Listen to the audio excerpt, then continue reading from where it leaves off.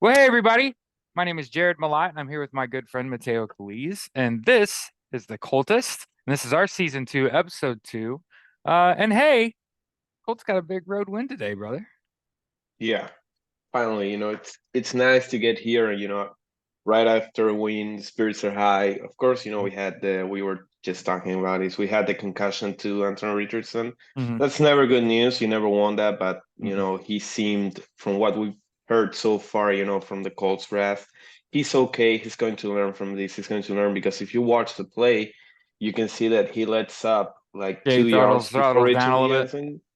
And then comes the hit and then the collision where the head does that whip. That's never a good thing to see.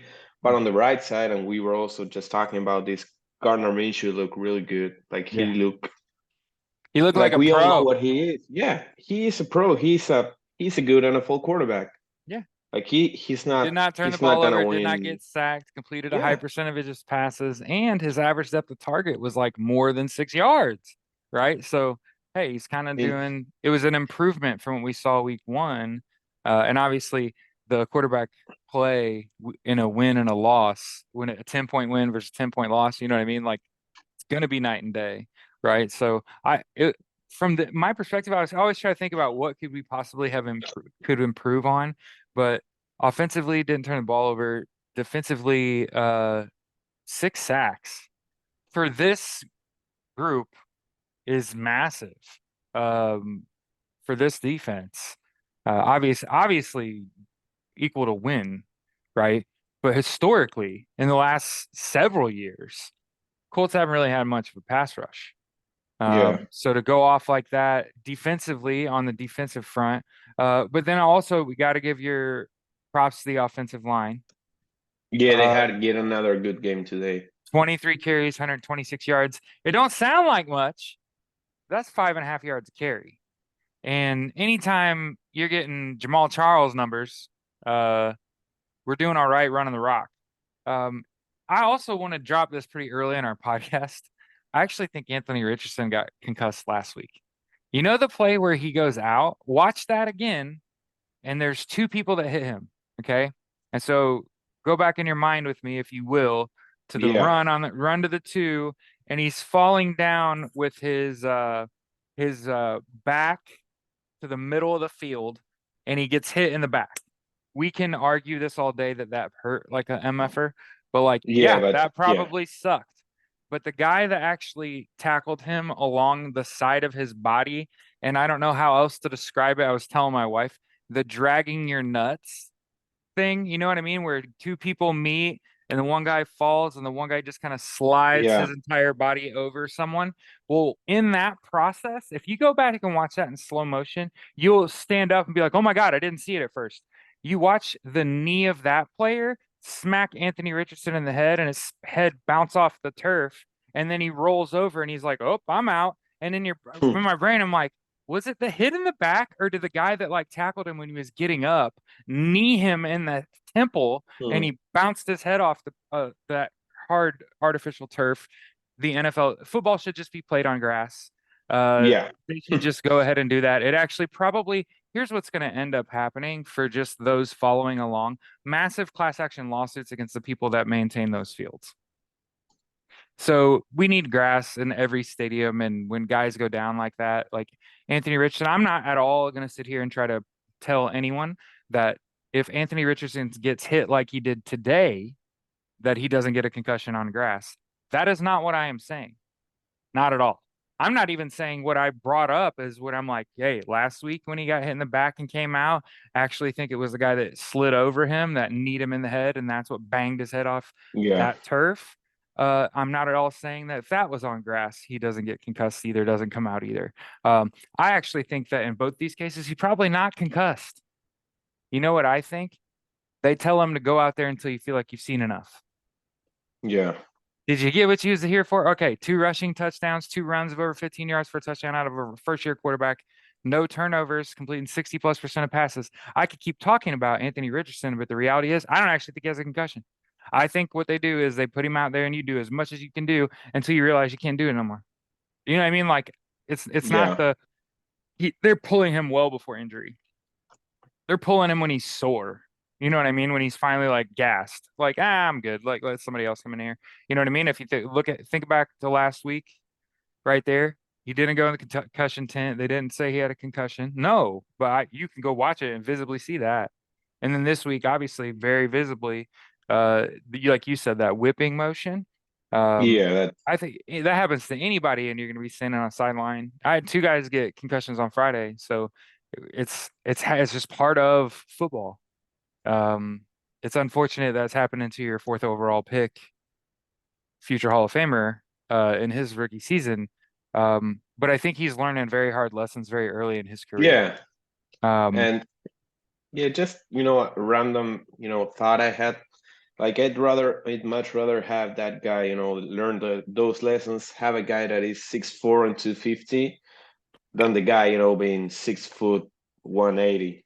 Like, another rookie quarterback is. So yeah, if you're going to learn those lessons, I'd much rather have that durable body that, is going to be able to withstand NFL hits. Of course, you never want it to be, sustained for a long period of time. right. And there is going to be a learning curve, but yeah, just he's going to be all right, I think, and I think we are justified to be so. But we are kind of a traumatized fan base because of what happened with Andrew Luck. Yeah. And we are especially In like Peyton Manning. yeah, and we are more paranoid than any other fan base in regards to quarterback health and the quarterback staying upright and avoiding unnecessary hits. But Yes. yeah, he's gonna get there. Like he just has to learn. Yeah. And I think like we said, like anytime you get pulled and you're the starter, there's always like the why. And then once you find out, it's, oh, this is a couple weeks in a row you've taken like a big hit. This one kind of seemed to concuss you. You know what I mean? Even if he doesn't end up in the protocol, doesn't have any of those kind of designations, doesn't keep him out of practice, doesn't keep him from playing next week, doesn't mean that it just wasn't the correct decision at the time.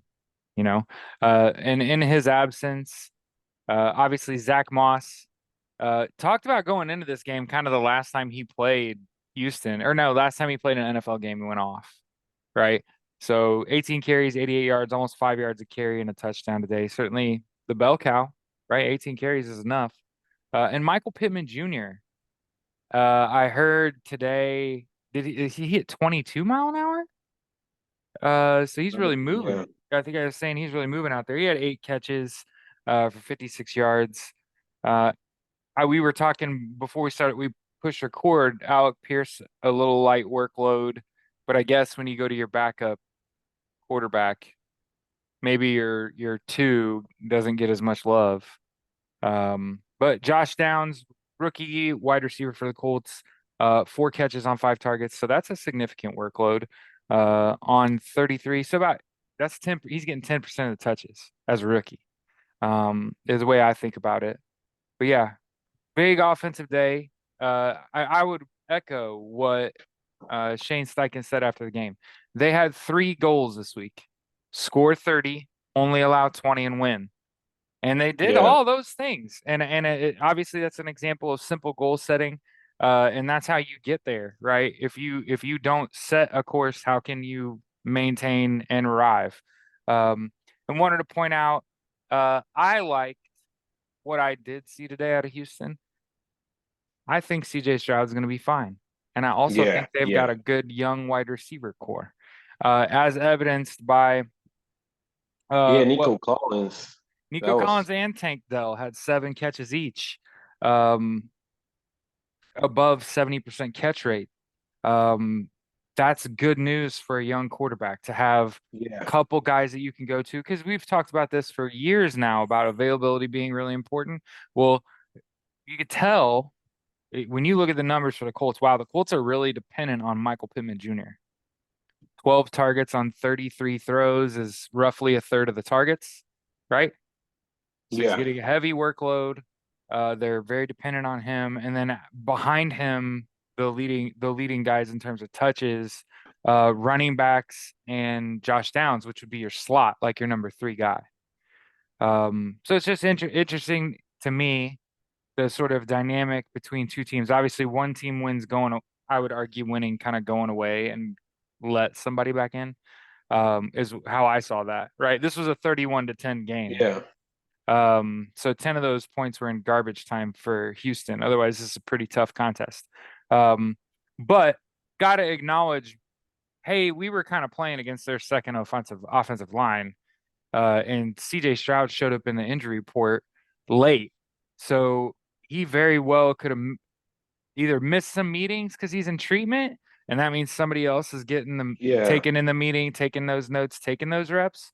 And that could absolutely affect your game on game day, as evidenced by 30 for 47. That's not a lot of completions and a lot of passes, just to put it simply, right? Only four, almost throwing the ball 50 times and only 30 completions. That's rough. I think for anyone, right? That's sort of a lower echelon of what you would appreciate out of your quarterback. Obviously, he did not throw an interception, so that's like a bright spot for Houston. But yeah, I felt like the Colts showed up and did, this was a win in the house that T.Y. Hilton built. So Yeah. you're welcome, Houston, for maintaining that. I mean, I'm keeping that around.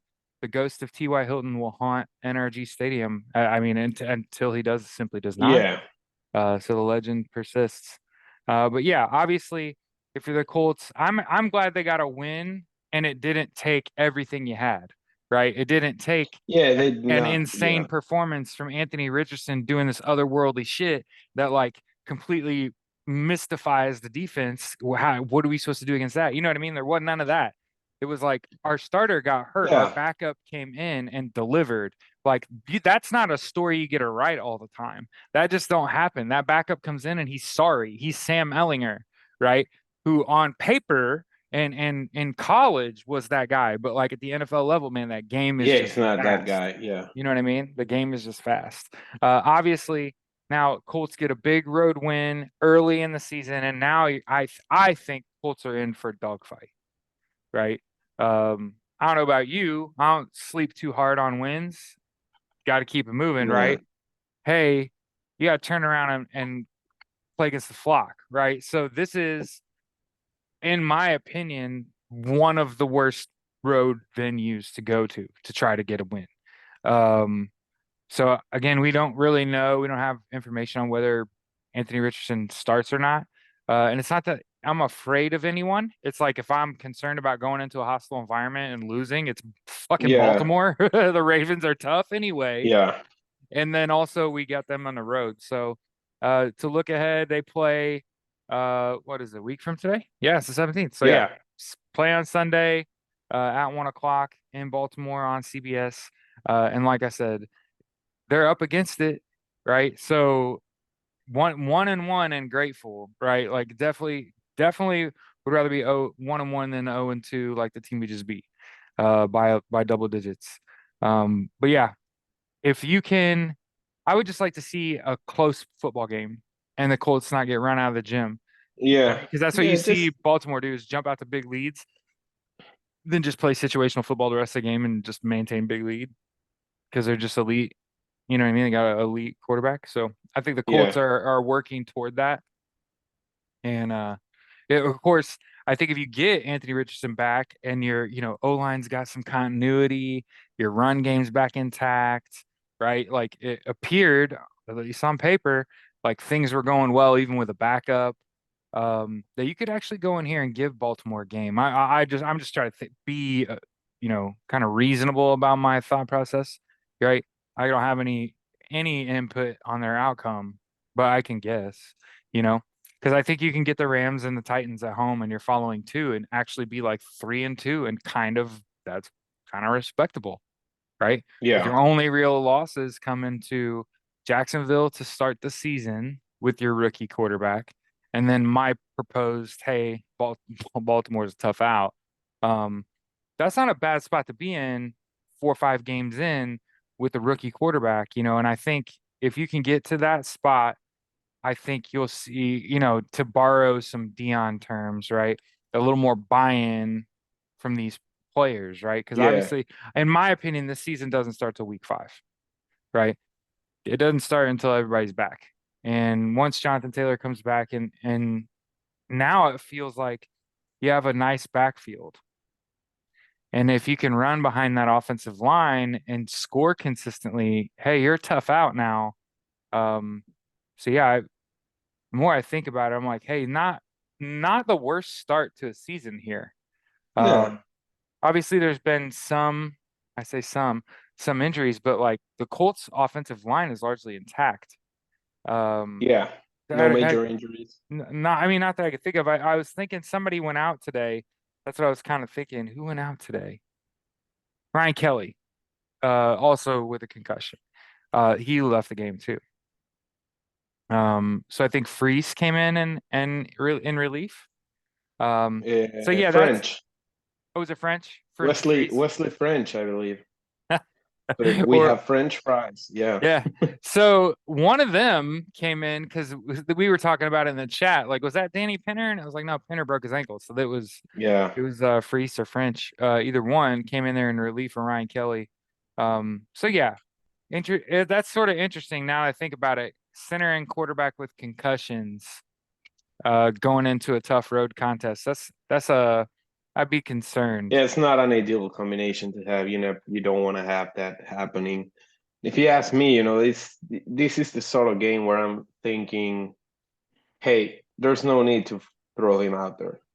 Like if he's not, 100% cleared and ready to go, No, like like just let let Garner him, Minshew make himself yeah, some let Garner money. Minshew, and then just there's no need for you to force and like you said, if Anthony Richardson is not allowed to practice and is not allowed, to prepare fully for a game like this one, then he shouldn't be playing. No. Like No, there's no way you should it's throw one of him those out there. games. It's one of those games, man. It's a hostile road environment. You'd love for him if he were healthy to give it a go, man, but there's no sense in rushing back, no. Because you're up against it anyway, right? Just a matter of playing on the road at a stalwart in their own division.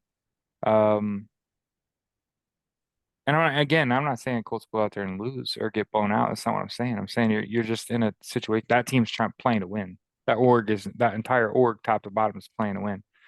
Um, as evidenced by, I always thought this was funny, as evidenced by they're like 15 or 16. I think they're 15 and 0 and have not lost a preseason game in 4 years. I think is the stat that sticks out to me about Baltimore. Uh, is like even when their starters aren't playing in the preseason, when they're trying out the people that they've added, they're still winning, playing to win. So that's what makes me think like a team that is ready to go every game, whether it's their starters or not, is going to be a tough out, especially at home where they have a friendly home crowd, right? So I just try to think logically when I talk about stuff like that, especially considering injuries to center and quarterback. Yeah, like you said, if they're to miss any time during the week, it's almost like can't really play you. It's a week to week league, right? I need the people that are available to be taking the reps, right? Um,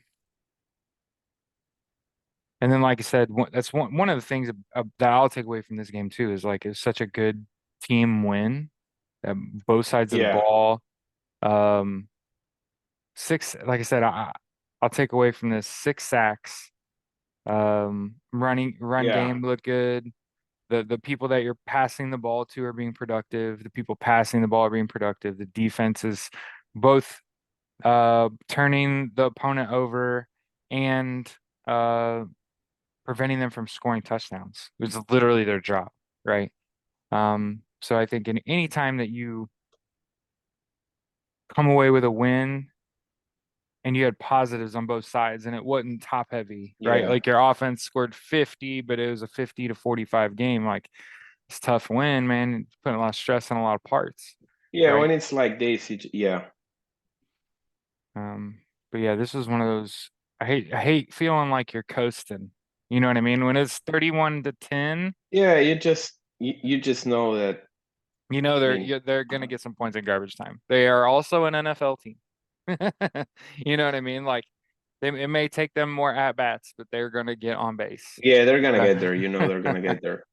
especially like we said, especially with a very clear investment and a good investment looks like so far. Nico Collins, Tank Bell, That looks like a couple reliable football players. And Yeah, that's in addition they're to Will Anderson, in addition to CJ Stroud. So that's like a yeah dumb they young have a Houston team.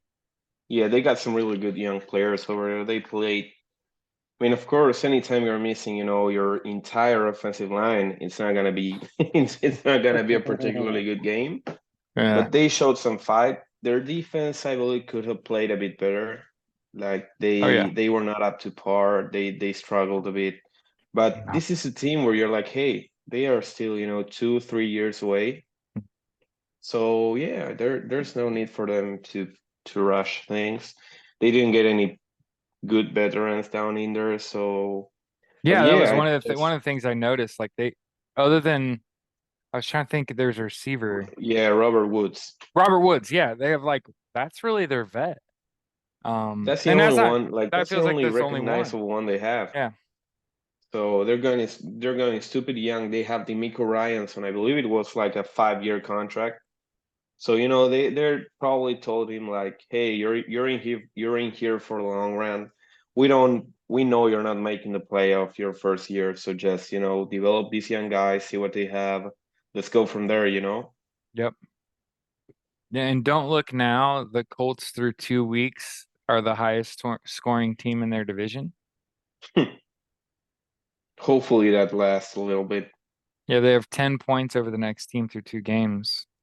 Um, so yeah, I this was like a gift, right? Like it felt like the whole game you're twice like, oh, there's a nice sack. Like that was a nice gift. Oh, and a punt, and then we scored. Hey, yes, gift 7 points. You need those. You know what I mean? Like it's a ebb and flow thing. So it felt really good today. The whole game is like it's like I said it over the course of the week. Like this is the house that TY built. This is like a road Yeah, game that feels like a home game to a lot of people inside the Colts facility. You know what I mean? And I hope that it like extends to this super young team the Colts have put out on the field. But yeah, to go on a road and get a double digit point win over a division yeah, foe. It's the opposite of last week, right? Where like it's super disappointing to yeah, lose to a division foe by double figures in the first week. It's the opposite. Hey, it's actually a foundational win, as Shane Steichen's first win as a head coach, the Colts, regular yeah. season. Steichen go one over, D'Amico Ryans, where you're like, hey, Richardson starts 1-0 against CJ Stroud. The Yep. Steichen starts 1-0 against D'Amico Ryans. And these are two, rivals that could, if everything goes right for the two teams, they're gonna be seeing each other a lot. Yeah. So it's always nice, to get the first one in Yeah. away from home. Especially since CJ Stroud was drafted before Anthony Richardson. Yeah. For a lot of people, including me, I had been just pointing at his tape in that Ohio State Georgia game and saying, and you tell me what you want at quarterback. What do you want him to do? Because that kid can do it, right? And even when we talked about pre-draft, we'd said Bryce Young, CJ Stroud, Anthony Richardson, and sort of that order. And he gets picked ahead of you, and there are probably people thinking like, if numbers are just numbers, well then the two beats the four, right? Or whatever, you know what I mean? Like the guy picked before him's gonna play better. I don't think he did today. I don't think he has either. So that feels good right there. It feels like you're getting value out of your pick, right? When well, our guy's like looking like a better pro at this juncture.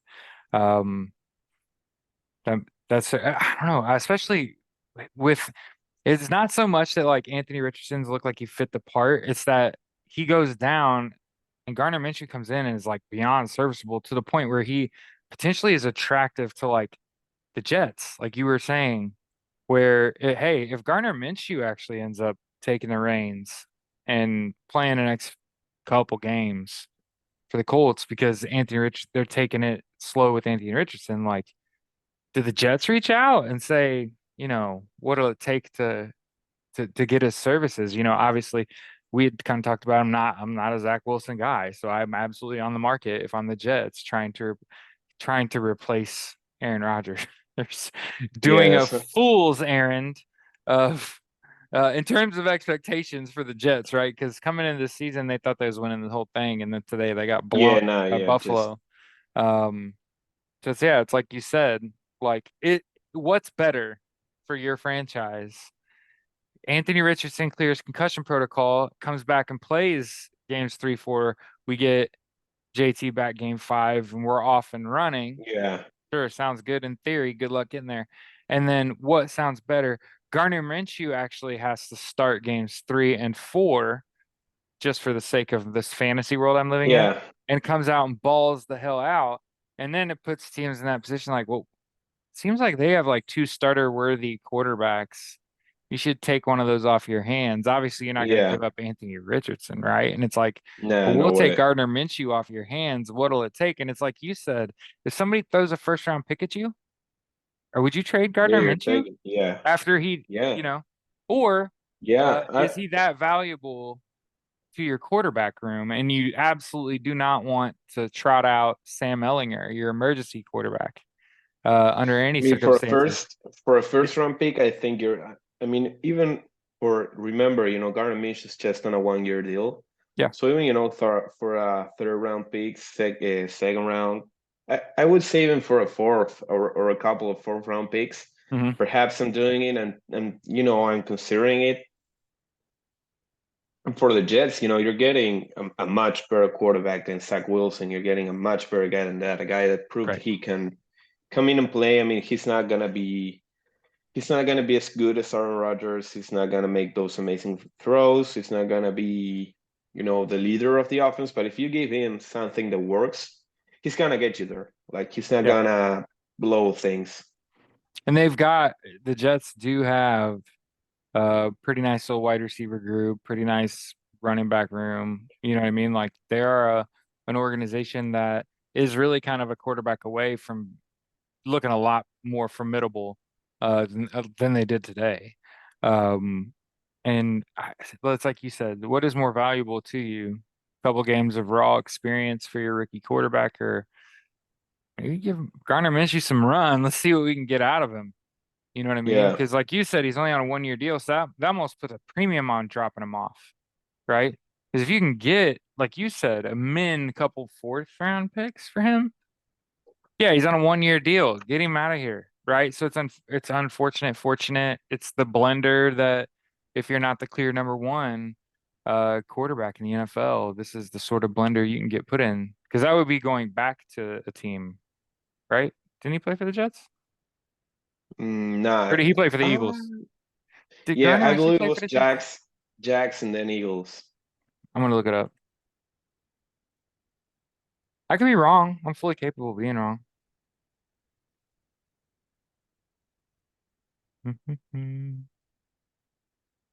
Yeah, Washington State though. Hmm.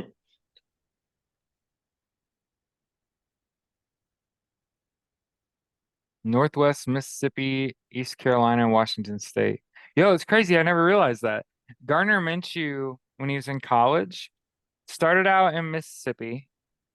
Then he played in East Carolina. They're those sweet purple unis with the pirate on them. Yeah. And then goes to the other coast and plays in 2018 for Washington State out of Flowood, Mississippi. Interesting. But yeah, absolutely. This is someone that is, again, that's kind of the Colts franchise is pretty good at picking quarterbacks, huh? Hmm. You have to think about it now because it's like, yeah, I get it, Sam Ellinger and not the guy. Look at his college career. And then it's Yeah, that like was. Garner Minshew, when you look at sort of, he's just maybe 6'1", 225 is what maybe he's what's kept him from being like a clear number one quarterback for a team. Maybe it's just that he's 6'1", um, or he's only completed like 58% of his passes. Now I see the numbers as I'm like, huh, I wonder why he's not. He only completes like 58.8% of his passes. So Yeah. that's why. And then for the record, I don't hear anybody screaming about his accuracy issues. Um, when he went out there and completed 19 of 23 today, while I'm talking about it, what is 19 of 23? Has to be near It's like 80%, 70%. 80 something Yeah. percent. Yeah. Yeah. So 82.6%. That's uh Garner Minshew's completion percentage today, 19 for 23. So yeah, I think that's kind of a great theory that you floated. Now my brain is like, wait, yeah, hey, he's kind of improved. He's only on 1 year deal. Anthony Richardson, 2 games in a row is banged up. Maybe give him some serious runs, see because what kind of value you can get out of that, knowing that while Anthony Garner Minshew played really well. Um, he's 27. Yeah. You know what I mean? Yeah, he's not old. You could get some good value out of that, and then you could draft his replacement. You know what I mean?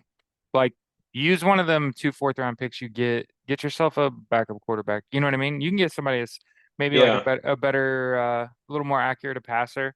Maybe a couple inches taller to give you more of a similar Yeah, look. similar guy then yeah.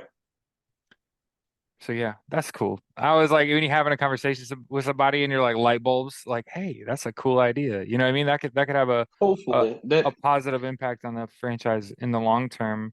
Like realizing someone's value and that it might be in cutting them loose.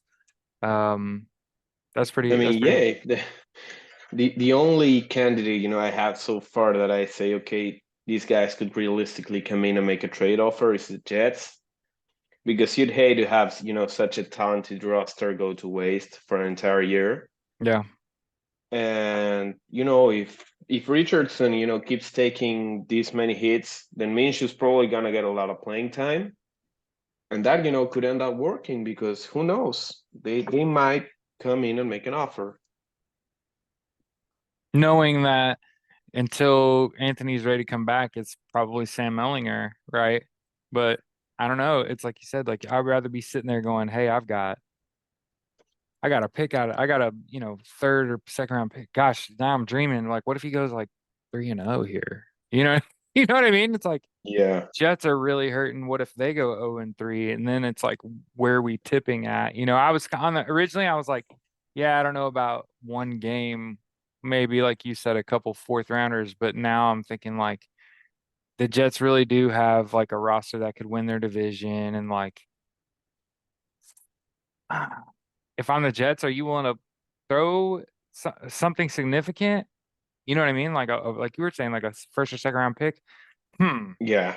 that's I tough. mean, if I I'm the feel Jets, like the longer you wait, the more he costs, right? Because I I can mean, only imagine if he's the guy for a few weeks and then he gets all those reps and the game planning and the meetings centered around him for a few weeks, what he does with that, as opposed to being like the number two.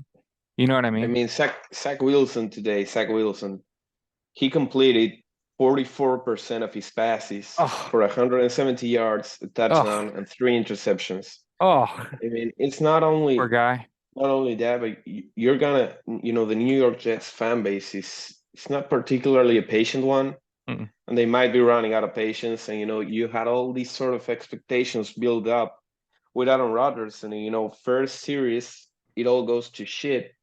And I mean, if they lose a couple more games, like that fan base could start getting, really upset. And then, force the front office into Right. perhaps, making a trade, saying like, hey, we have this amazing roster, we have this amazing defense, we have Dalvin Cook, we have Brees Halls, we have Garrett Wilson. Hmm. I mean, all we need is a quarterback. Yeah. And Zach Wilson, I mean, all we need is a quarterback that won't screw shit up. Zach Wilson is a quarterback that you know, he's not prepared to start for an NFL team. Like he shouldn't be in the NFL. He's the second overall pick, and so far he hasn't shown anything.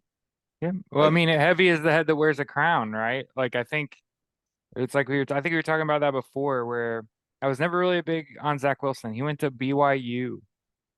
He was like really protected. They really did not play that tough of a strength of schedule. He's really not getting exposed at BYU like you will in the by the New York media. Like, let's just pretend there's 2 big entities on the planet, and one of them's the New York media, and the other one's Brigham Young. Yep, You're going to get really sheltered and really protected, and you're going to get drafted second to the New York Jets, where they will eat you alive. There are rats that are Yeah. violent on the subway. You know what I mean? Like, it takes a special person to be the starting quarterback of the New York Jets. And now that I think about it, he kind of fits because doesn't he? Wasn't he wearing the what is it? The flight jacket? You know what I mean? Like, and the shades. Now it kind of Ah, fits. yeah. Yeah, Yeah. He has the personality. And, yeah, you look at the numbers and, Zach Wilson, like not taking into account win-loss records. right. Zach Wilson completed 55% of his passes, 16 touchdowns, 19 interceptions. It's tough. That's not good. Like Mm-mm. that's his third season, and that's not even taking into account today's game. So that's even worse. That's 17 touchdowns, 22 interceptions. Whereas Garner Minshew, 45 I and mean, 15. yeah, Yeah. So like it flipped the 45, script. 15. Like, You know what I mean? It flipped the script in the same situation. So yeah, hey, I'm all for it. Because that's how I look as I look year to year, right? Like I've been a fan more than 20 years. Man. So now we're thinking year to year potential. It's about continuity and consistency, right? And like it's not almost all good and all consistent every game, right? So to have a game like this where it's like hard to find holes, I'm sure there's plays and penalties and I'm sure there's tons of mistakes that were made. But on the whole, Colts really came out and got them one today. And that was like a good team win, right? And certainly it makes me think that the Colts are building towards a winning tradition, right? Like you go out here and dump this game to this team, especially when you're up 31-10. I'm questioning, are we trying to win this year? And I don't like to be in yeah, that spot. Um, so yeah, hey, we've prattled off about um the Colts game. We're still a few weeks from yeah. the So Pacers not starting up. much news. Uh, Yeah, hey, no news on that I front. didn't mean to spring this on you because we usually have a little meeting before we start our show. I ran into a fan in the wild. So check this out. Friday, or not Friday, last night, Saturday night, uh, I coach high school football now. I'm the offensive coordinator at Purdue Polytechnic, and we're in the old Broaderville High School.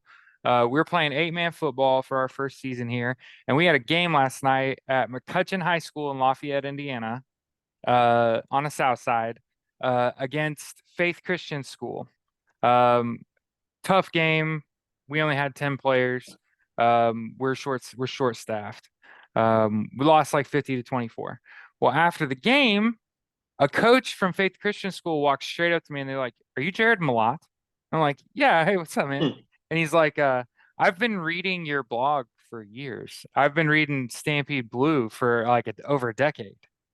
And I'm like, "Wow, really?" And he's like, "Yeah, I mean, I don't even know if it's been out that long." And I'm like, "Yeah, I've been around since like 2017." And he's like, "Yeah, I've listened to your podcasts, your post-game Yeah, rap videos, like I've watched and just like I read your Molas Believe It or Not now. Like it was really nice to meet you." So I don't remember that dude's name, sorry, brother. But hey, when you run into somebody in the wild and they're a coach too, like yeah, it's that's nice. super So cool, yeah, we man. shout out to this fan of ours. Yeah, just random coach was like, "Yeah, I read Stampede Blue. I'm a Colts fan. I read you." And like, "Oh, that's sweet. That's never happened before." So yeah, it definitely feels good. It's like almost like feeling like a celebrity for a millisecond, even though they just beat us. Yeah, Um, yeah, um, it's always nice. So congratulations to the on the win to that guy. yeah, He right. likes us. Yeah, that was the win that came from that game. I'd But much yeah, rather lose to a fan. Yeah, and I'd had some people reach out about like how can we support your football program. I'm kind of trying to figure that out. The problem is if somebody is to like give me money and it's for the football team, then technically that belongs to the school, right? So I'm thinking if I'm going to do any sort of like fundraising, it's just going to be like, hey, you need to give me money. I got to feed these kids, right? Like I think that's going to have to be how it works. Otherwise, it has to pass through tons of channels and I never get to see it again, right? So just throwing that out there. People that literally people that listen to my podcast had reached out and said, like, how come you're not on a GoFundMe and a Patreon trying to raise money for your football program? Well, the reason that I'm not is because it's a legitimate job. Like I signed a contract with IPS and I'm an IFCA coach. Like this is what happens when you're doing it for real. You can't just be like, let me raise money for my football program and call it the Purdue Polytechnic North football program fundraiser and then not let the school handle the funds. So for those wondering, like, hey, how come we still aren't seeing GoFundMe or a Patreon? Because it's gonna have to be personal. It's gonna have to be private. It's mine. Yeah. You're going to have to just understand that yeah, I'm taking the money that you're giving me and largely giving it away. Right. So it's coming. I have to kind of flesh out like, is this something I really want to do? But I meant in terms of like fundraising, trying to get people to give me money so that I can take care of these kids. Right. Like it's a weird feeling. I've never done that before. I mean, I guess it's sort of like a job, but Yeah.